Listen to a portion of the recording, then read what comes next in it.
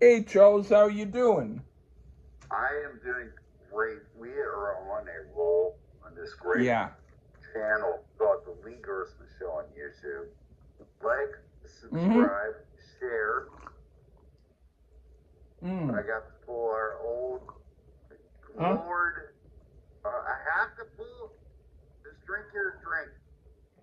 I have to. I'm not Ed McMahon right now. I'm the belligerent drunk. Well, We hey, got to I like pull. that because as you I notice, gotta I'm pull. probably talking really loud, and Well, I weirdly am enough, too. when I'm with friends of mine and we're out and I'm, Yeah. talking regular, they get kind of weirded out and say, "Shh, lower your voice, you're yelling." No. And I Yeah. go, No. "No, no, I'm saying I recognize that now." But I mean, you're cool, you don't mind, but I mean, they're Yeah. like lower your voice and it makes me think, what are we in preppy land? But anyway, what are you gonna Yeah. say? We don't know that because both of us have listened to so much loud rock and roll in our lives Yeah. that I can't really hear that great. Yeah. But in our old show, both of you, me and you, were on like, share, subscribe. The Lee Gersman Show, you fuckers.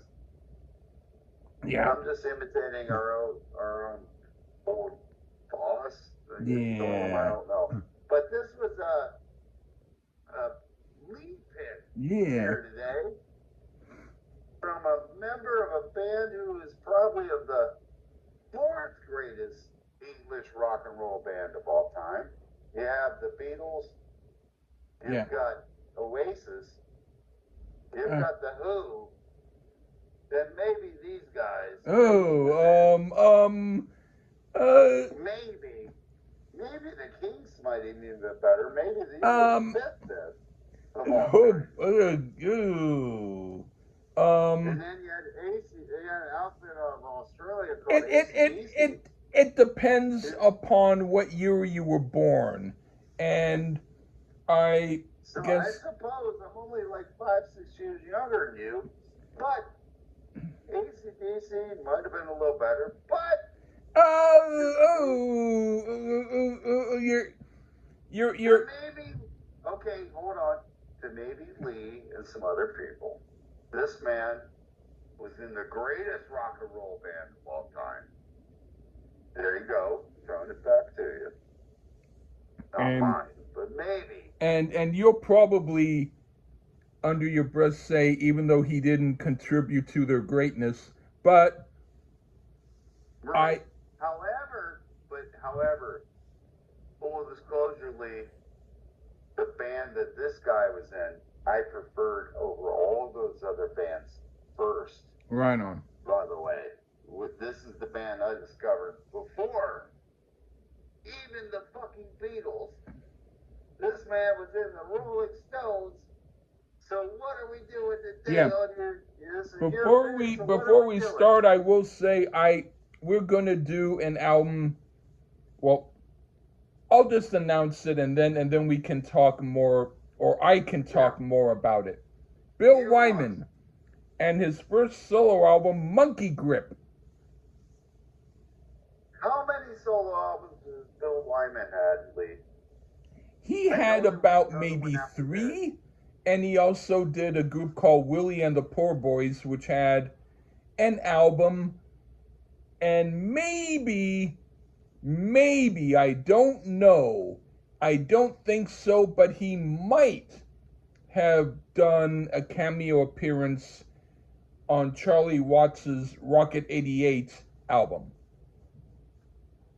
Which I didn't even know Charlie Watts had an album. It was a Uh, group called Rocket 88 that he apparently was in before the Rolling Stones and they did a reunion. So he agreed to be on some tracks. And the cover is like a painting, like a Dylan type of painting of a guy who looks like Charlie Watts. huh. Well, and I'll let you go after I have to say this. I have reviewed quite a bit, even on this channel, which is lost because it's on the podcast world, but now on YouTube. We did Emotional Rescue back in the day, but it's lost. But I guess, I don't know, maybe it's back. I have no idea. But Bill Wyman played maybe a song or two. And most of the 70s, he really didn't play a lot. However, in the 60s and in the Brian Jones days, he played quite a bit. And on the newest album, it was only on a song, but he really sounded great. So I don't understand what the fuck the deal is with Bill Wyman and the Rolling Stones. Like, why the fuck did he only play on some songs? But if you read Keith Richards' biography, they really just looked at Bill as the dude that had all the equipment and the job and a little bit of money. And he was older than those guys, which is crazy. Also, another weird thing about Bill Wyman, he kind of looked like George Harrison a little bit, in my opinion. He never had a beard like George, but no beard days. Kind of weird. But he stayed with them till Steel Wheels, if I'm not mistaken. Mm. And then he went about his way, and I think now he's Bill Wyman Rhythm Kings, I think. Yeah. Yeah. He does his own thing. He has played with the Stones occasionally, here and there, but he was in the Stones from the beginning. Yeah. From the beginning. He was the bass player. Yeah. Who always played it like weirdly, like straight up because he had little hands. That's the reason why he did it. But he was there for a long, long time. This is like 73, 74. Yeah. And he decided to put out his solo stuff, which was on Rolling Stones records. Yeah. He recorded this in LA, though. He didn't record this in England or anything. He recorded this in LA. Because I read about this. Because I enjoy Rolling Stones. I do love the Rolling Stones. I loved them before. Yeah. I loved a lot of bands. Yeah. And now, in retrospect, I put them in my top 6, but not in my top. But I loved them before a lot of other groups, if that means anything. And Bill Wyman was a huge component of this band, even if I tease in the 70s, he hardly ever played. Because his addiction was pussy, which we may talk about on this review. Yeah. Folks. Uh-huh. Because there might be a song called that coming soon. Uh-huh. Yeah. But he mentioned that his addiction was that. But after that, that's what I think about Bill Wyman. Is a Stone. Now lecture us and school us, Lee. Yeah. In fact, Bill Wyman. In fact, all the stuff that you were saying was the stuff that I was going to say. So thank you for stealing my thunder. You took the hot air out of the fat man. I just ripped that. I didn't even look into that. That's just my. But you just did. I mean, a lot of the stuff you were gonna say, I was gonna say. I did pretty well, huh? Yeah, you did. But I mean, oh man, this is. No, I'm being funny. It's good. I have to tell you, when you found this before me. Yeah. Anyway, I have to tell you, when I was about 8 or so, maybe 9, I saw Bill Wyman on Don Kirshner's rock concert. I knew he was part of the Rolling Stones, but I saw him with his top hat and his barber pole kind of candy striped suit that looked very, very unique but cool on him. And he was playing the piano and singing songs which would be from this album. And he had a lot of interesting and scantily clad women dancing close to him Why? while he sang the songs. And I said, that's cool. And not that I forgot it, but, you know, I didn't know, you know, more about it, except I knew that obviously this was solo work because he was doing solo stuff. But then I went to a used record shop and looking for albums, and no, this was not a 50-cent deal. This was possibly a $6 deal, but still, Damn. but still used.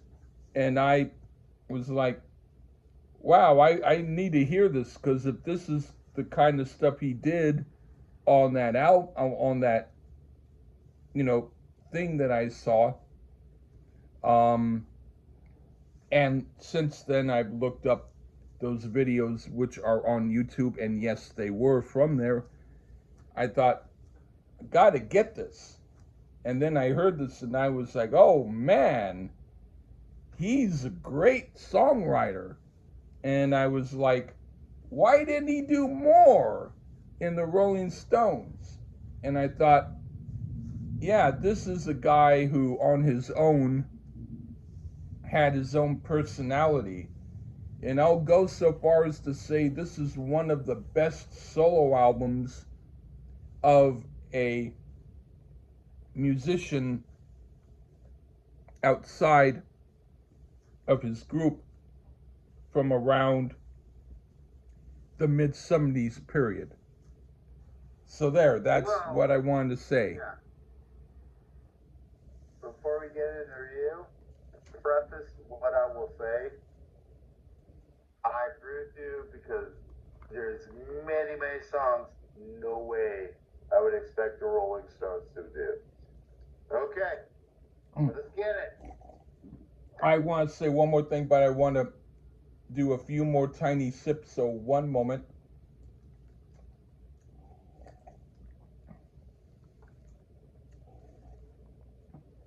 And I want to take the first song first, after Huh? sips. You want to do the first song first? First song first. Yeah. Okay. After your sips. But I want to say, when I used cocaine, I heard this album and it was great. Anyway, Okay. Yeah. Right. I only used it once, but I used it once. Anyway. Bill Wyman Monkey Grip. Yeah. I've used it more than once. Okay. Let's get into it. All right. The first song is I Want to Get Me a Gun. What do you think of that? Well, this one features an artist named Dr. John on piano. And I'm not sure if Wyman just wrote a song with him in mind and had the stroke because he was in the Rolling Stones, who at that point the Beatles were gone. The Who was still relevant. Kinks, nobody cared. Oasis weren't even doing music. So, I mean, the Rolling Stones were huge. Maybe Zeppelin. About the only band that could touch them. So maybe he had the stroke to get Dr. John on this song, or what the hell? But it was an appropriated choice to have him on piano here. I am not sure about Bill Wyman's vocals, though. I mean, they aren't so bad, I suppose. But this is a fun little R&B type rock song. No way could I see Jagger agree to ever sing it. But hey, Wyman has something to say here. Not great, but it's fun and has a nice little feel to it. So I like it, even though it's not anything that will shake your life. But it's a nice little song. Go ahead, Lee. This song is fun. I used to dance to it when I got super drunk and listen to it. Sometimes it's my favorite song on the album, and other times it's only one of many favorites. It's sure better than a lot of what the Rolling Stones were putting out at the time. I don't know about that. Yeah. Okay. Now for Crazy Woman. This is a fun, humorous song, and I really like it a lot. I like the way the band plays, and it's another great track. What do you think? I mean, Bill Wyman vocally sounds very similar to Ringo Starr here, but with a bit more tunability, if you will, to his voice. Like he could hit a few more notes, but not the most dynamic vocalist ever. Once again, I'm sure that was the point of this album.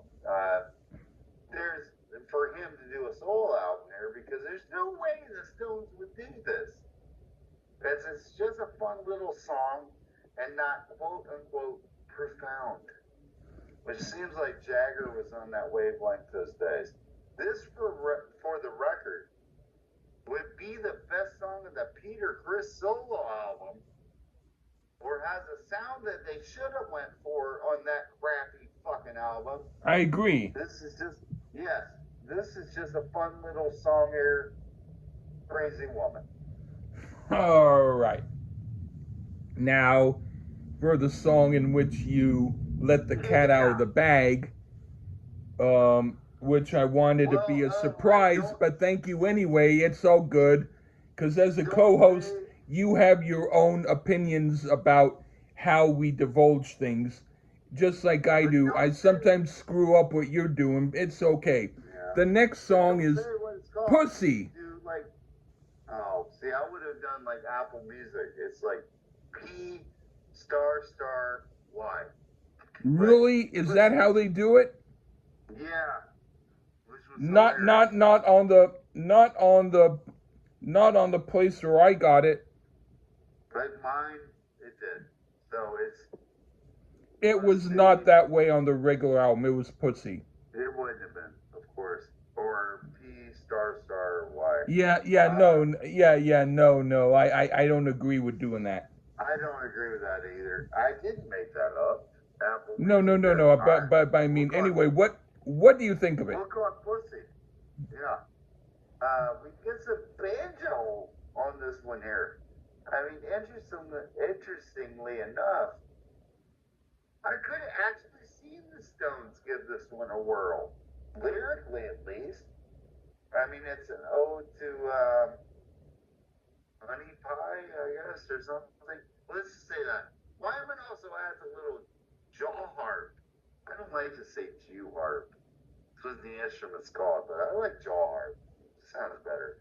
This one is damn near a comedy number, but I can see the Stones try this like between sets songs live, just for a laugh, because that is what this one is, a laugh. I enjoyed it because it is a laugh. P star star Y. Go ahead, Lee. Okay, but now this is quite a song musically and lyrically, and I love it. It's a fantastic bluegrass song with a lot of fun and one of my favorites on the album. Very great.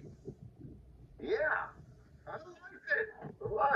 Yeah. But could you see that at like a Rolling Stones concert? You're like a guy on Wikipedia who had to look up who Billy Joel was because you weren't born when he did his 10th album. I'm sorry. Okay, no, the Rolling Stones should have never done this. Okay. No. I'm sorry. Go on. I do agree with you, and I'm just. It's better than Dead Flowers. Then what? Than Dead Flowers. You mean Chet Powers? Dead Flowers. Oh, yeah.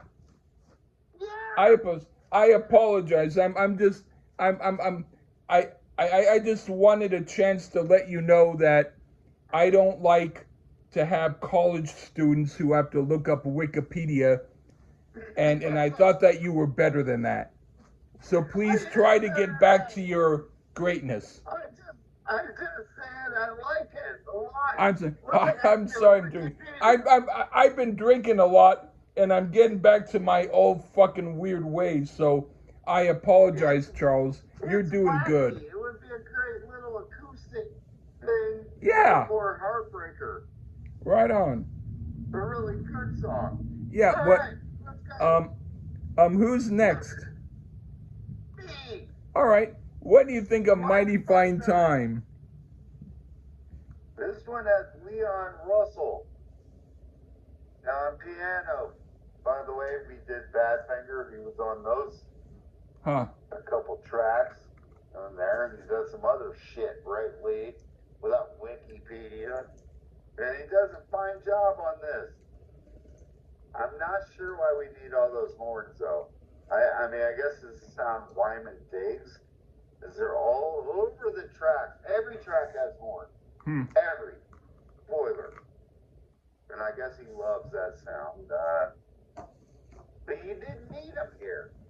Huh. And if you ask me, the way Wyman sounds, why not just hit Mickey Dolenz up for this song? He needed some work. Oh. And I think that we need to. Come on. We love some monkeys on this channel. And I think he kind of sounds a little like Mickey Dolenz, but Mickey Dolenz is a far better singer than Bill Wyman. But they should have asked me. Because if it asked me, I wasn't even born yet. But if it would ask me, put Mickey Dolenz on this, you got a big hit. The song itself is fine, but nothing that will change your life by hearing it. Like, never. Like, you're not going to wake up tomorrow and be like, man, I'm so glad I heard Mighty Fine Time. But it's a decent little generic song. Okay, I'm not going to get annoyed at you anymore. I'm just going to remember what album I'm going to pick next time. Anyway, this is a quite good tune. It's a sleeper song, but there's nothing wrong with it. It's written really well, and it's as good as my favorites. Okay. Mickey Dolenz should have sung it. Okay. I think that Bill Wyman and Mickey Dolenz could have done a solo album together, now that you think about it, and they just did blues jams. You know, bass and drums. That might work. And I don't dislike Bill Wyman. Okay, all right. Let's get into it. Now the next song is Monkey Grip Glue. Okay.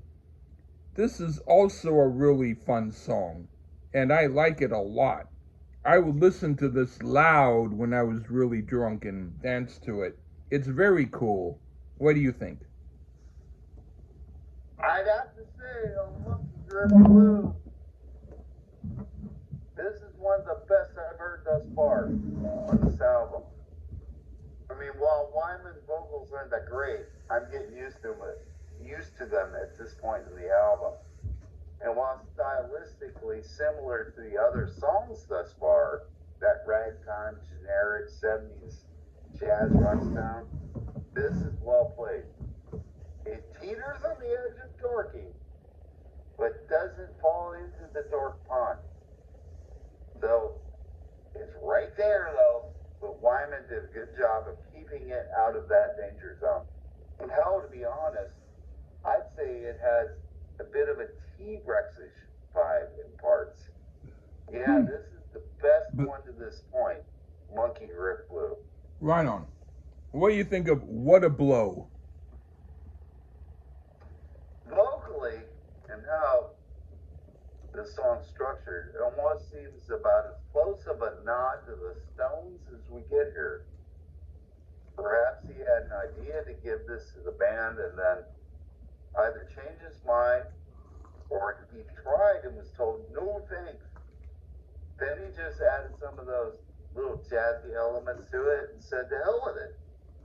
It just seems like, I wonder if he played this to Stones and said see the actual finished product, because I enjoyed this. I enjoyed the vocals here. And finally, this one just feels right in listening to it. I can get with some What a Blow. I enjoyed this one, Lee. Okay, one of the best songs on the album. Perhaps, aside from the song Pussy, the very best song on it. I like the coolness of it and how everyone plays. It's so damn good. All right. I agree. See? Yeah. Right on, buddy. I apologize for being out of my mind a Rushing to while judgment. back. You're a Yeah. great guy. Anyway, Boy, I don't have to be a great guy. It's rushing to judgment. All right, White Lightning. well, you are great. But anyway, the next song, White Lightning. This could have been a song for a commercial about White Lightning. It's a toe-tapping, catchy song, and it's great. What do you think? Well, Bill Wyman added some acoustic guitar to this. It almost sounds like a nursery rhyme type song, and I'm not sure if that's a good thing or not. But and it also has a country type feel to it, which is to me a good thing. The mandolin sounds good here. Decent little hoedown type song here. And I'm not sure why Jagger couldn't have agreed to this one, because I think he could have sung it. I mean, I wonder. Hell, maybe Wyman didn't want him on it. You know, he was like, fuck those guys. A nice little country type song here, and well played. White Lightning for the win, Lee.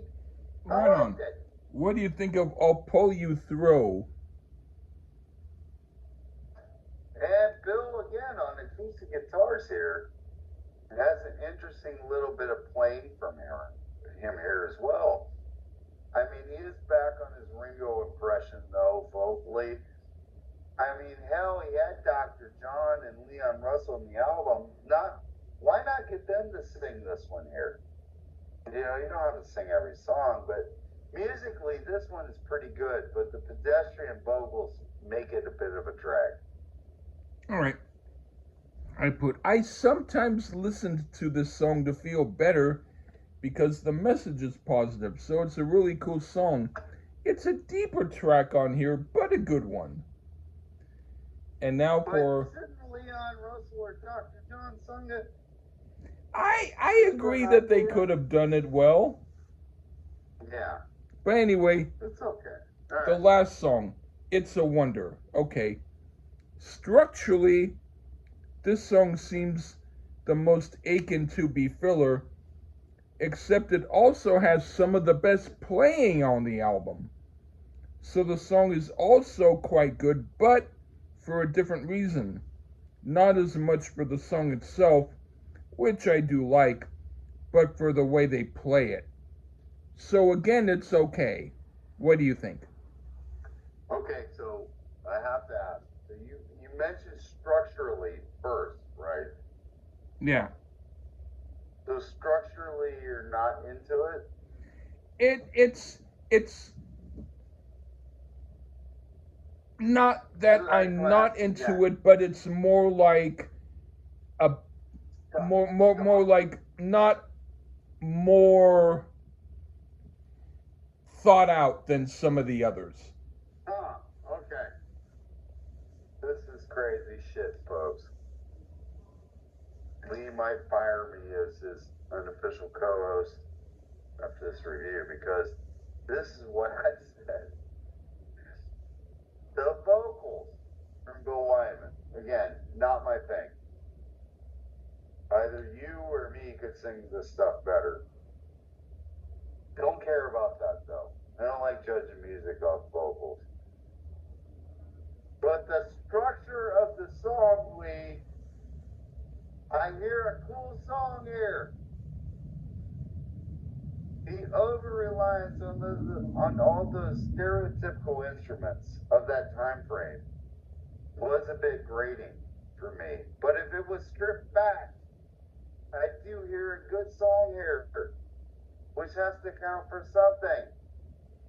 But with those embellishments and not great vocals, it's a wonder I made it through this listening, but I did it because I love Lee Gerstmann in the show. Yeah, but that's weird because the thing I liked was the embellishments.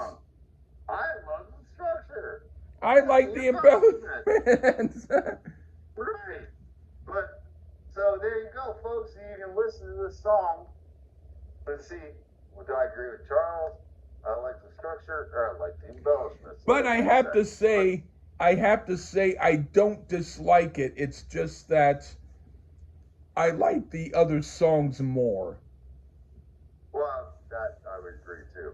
But I am glad to have checked this album out. It'll make because of Lee, and it'll make me appreciate the Stones a bit more. Even though there are some good songs on there, so my applause to you, Bill Wyman, to fucking say fuck it, do your shit, even though it's not necessarily Now, mashed out. I all enjoyed right, more than I didn't like on this album. all right, So it was a fun listen. all right. There's an album by a group. I won't say who they are yet because I haven't mentioned them before. I'll just say that they had at least one guy in the group who went on to work with Rod Stewart, and they did some stuff that 2 albums, and I decided to listen to and review or make notes for one of their albums. And then after I heard the whole thing, I thought, I don't want to, um, you know, what's the word for if you want to shove something on someone, um, because you don't like it. Well, I'll just say I don't want to shove this on Charles, so I didn't pick that one. But Well, maybe if next time we do some reviews, you're okay with doing it. of I'll course. I'll I'll I'll I'll I'll I'll, I'll let you engulf it. Yeah. Even though I actually enjoyed this album. Yeah, but what I mean is the album that I'm talking about. This is a group I that may not. No. did some really interesting stuff, and then they proceeded to not do that much interesting on their next album, like maybe similar to Bill Wyman's It's a Wonder. So maybe you might like it. Maybe, but that's interesting Because I want to because if you're not going to be someone who's going to like this album as much as I thought, then maybe you'll like a lot an album that I don't. no, no. Wait a minute. I'm just trying to. I I'm sorry. I said I wasn't going to get on your case, so I apologize. But I didn't destroy this album. No. You just didn't like it as much as you should have. I am just saying maybe get Dr. John and Leon Russell to sing a little bit more because Yeah. Bill Wyman makes Ringo Starr sound like Pavarotti. But I didn't mind his voice. In fact, I thought his voice was really cool. And that's cool. I love Johnny Thunders. You would hate him. Yeah. But I don't want to review his album. But We're not going to. well, I might have to eventually. But anyway, for my own. I don't want to sit and cry all night about how I hurt my feelings. But I'm sorry. Of course. But Bill Wyman is the luckiest man in rock and roll because he had musical equipment and he's still making royalties off the fifth or sixth greatest rock and roll band of all time. Rolling Stones. But to be fair, when I say that, I say that in jest. Yeah. I mean that. I love the Stones before I loved the Beatles. And I still love the Stones.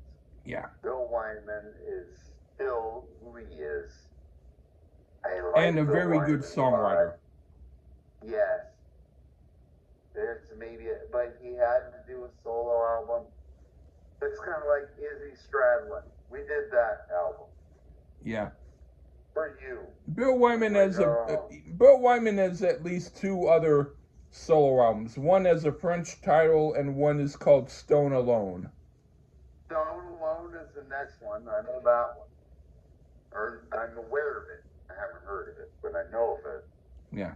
But Bill Wyman is a legend. He's in the Rolling Stones.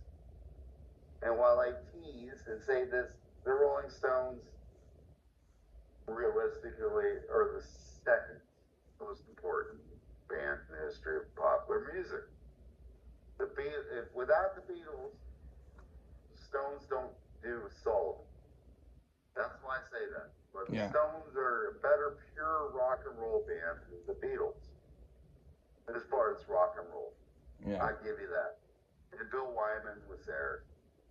It was just in the 70s he checked out and liked to do his thing.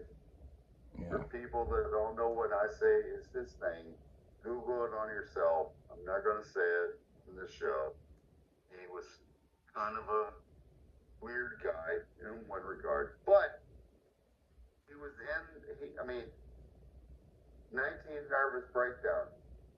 Yeah. Nervous Breakdown, you know which one I'm talking about. Mm. His bass playing is phenomenal. Mm-hmm. It was a huge component to the Stone sound. Totally. Yeah. So I dig Bill Wyman.